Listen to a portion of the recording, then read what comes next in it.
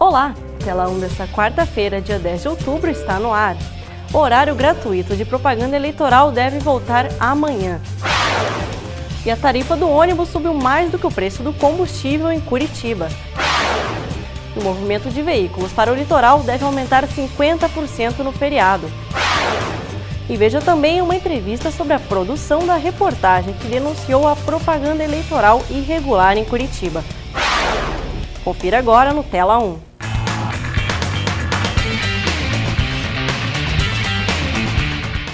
E a partir de amanhã, o horário eleitoral deve voltar na TV e no rádio. Na televisão, os horários serão às 1 da tarde e às 8 da noite. E no rádio, às 7 da manhã e ao meio-dia.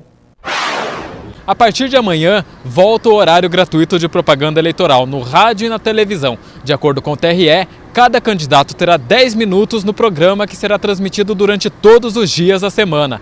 As campanhas no rádio e na TV seguem até o dia 26 de outubro, última sexta-feira antes do dia da eleição. Repórter Juliano Gondim.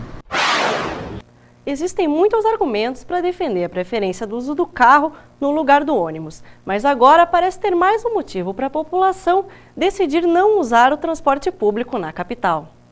Nos últimos anos, a política de preços do governo federal praticamente congelou o valor dos combustíveis no país. Em Curitiba, a gasolina aumentou menos de 4%, mas, em compensação, a tarifa de ônibus cresceu 18% no mesmo período na capital. De acordo com dados da Agência Nacional do Petróleo, o preço médio da gasolina em Curitiba aumentou apenas 10 centavos nos 3 últimos anos. Já a tarifa de ônibus saltou dos R$ 2,20 em janeiro de 2009 para os atuais R$ 2,60. A estabilidade da gasolina pode ameaçar a procura dos usuários pelo transporte coletivo. Nos últimos 4 anos, a taxa de usuários da rede integrada de ônibus caiu de 323 milhões para 310 milhões de passageiros pagantes. Então eu acho que a passagem está muito cara pela qualidade de serviço prestado. Dependendo do local onde você vai se deslocar, se é uma distância muito longa, é preferível você ir de carro do que depender de condução de ônibus, né? O preço do combustível pode acabar pesando na decisão, mas os argumentos da população continuam sendo os mesmos. Pelo conforto, comodidade e R$ 2,60 dá num carro econômico pelo menos 10 quilômetros. Enquanto menos pessoas optam pelo ônibus, cresce a quantidade de carros em Curitiba. Entre janeiro de 2009 e agosto deste ano, a frota de automóveis na capital subiu 14%. Passando de 790 mil para mais de 900 mil veículos. E ainda tem mais gente preferindo carro. Bom, se eu tivesse carro, eu preferia andar de carro, né? Mas no momento eu dependo do ônibus, ando de ônibus. Lá em casa todo mundo tem carro, menos eu, quer dizer, eu dependo às vezes da macaroninha. O movimento na BR-277 entre Curitiba e o litoral do Paraná deve aumentar em 50% durante o feriado. O movimento deve ser 5 vezes maior do que em dias normais. E o maior fluxo de carros está previsto para amanhã, a partir das 5 horas da tarde. E vamos falar do tempo. Hoje uma frente fria chegou ao estado, podendo mudar as condições do tempo. A previsão para Curitiba amanhã é de chuvas o dia todo. As temperaturas devem ficar entre 13 e 20 graus. No litoral também pode chover. A mínima será de 18 e a máxima de 22 graus. E hoje o quadro Descobrindo Curitiba revela a Praça 29 de Março. Confira.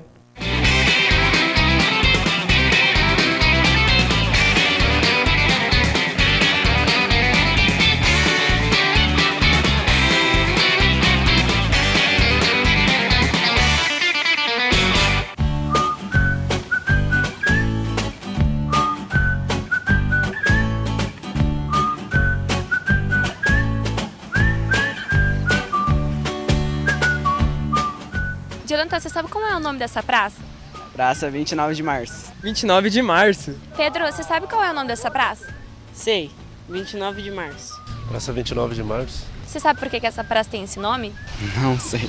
Porque foi fundada em 29 de Março. Por causa da época da colonização, não é? O senhor sabe por que essa praça tem esse nome? Não.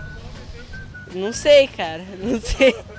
Você sabia que essa praça era um campo de futebol para os treinos de um time de segunda divisão de Curitiba, o Poti Esporte Clube? Em 1966, o local deu espaço à praça em homenagem ao aniversário da cidade. O compositor Chico Buarque esteve presente no dia da inauguração da Praça 29 de Março. O planejamento é do arquiteto e ex-governador Jaime Lerner.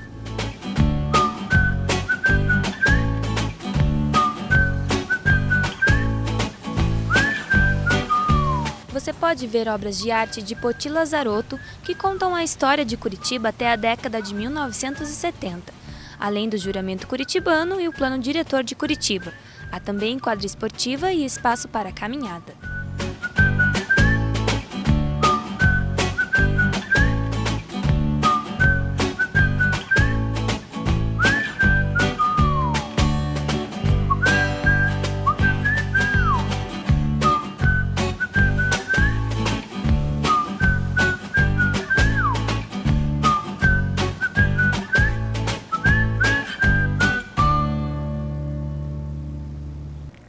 Está aqui no estúdio hoje para conversar com o Tela 1 a aluna Daiane Nogosek. Ela faz parte do Núcleo de Jornalismo Investigativo que fez uma reportagem sobre a propaganda eleitoral irregular no dia das eleições. Olá, Daiane. Olá. Então, Daiane, como é que surgiu essa ideia dessa investigação?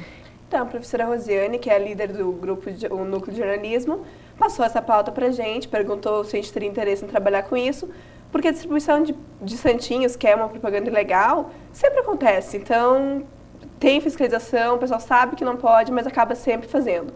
Então, ela teve essa ideia de fiscalizar realmente, de ver quem estava fazendo, identificar as placas de quem eram os proprietários dos veículos, e reuniu essa equipe para ficar na madrugada do sábado para o domingo para verificar se aconteceria essa propaganda ilegal.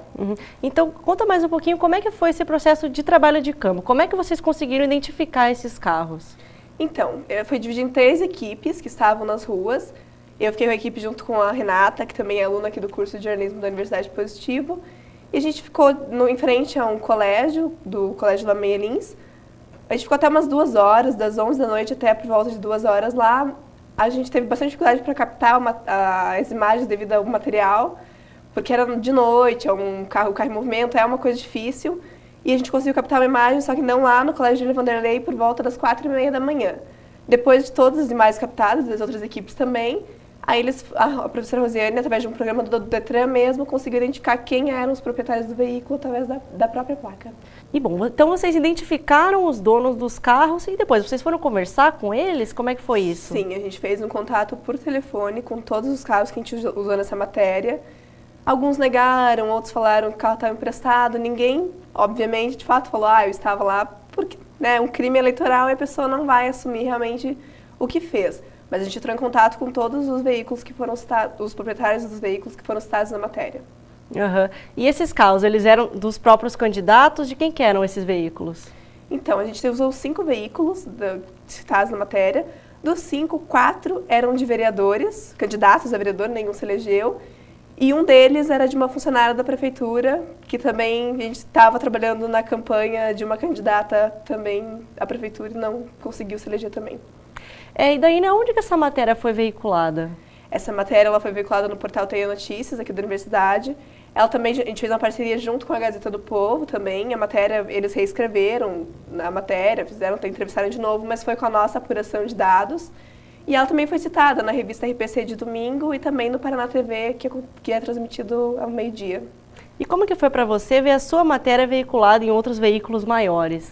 É muito bom, porque foi um esforço muito grande. A gente ficou a madrugada inteira nas ruas, depois a gente continuou trabalhando na eleição no domingo, a gente veio direto. Então, é uma coisa cansativa, entrar em contato com todo mundo, ficar ali. Tem um certo perigo, porque teve gente que foi até perseguido por outros carros. Mas então você vê, assim, ela tendo uma repercussão, você fala, valeu a pena. Então, é bem legal, assim.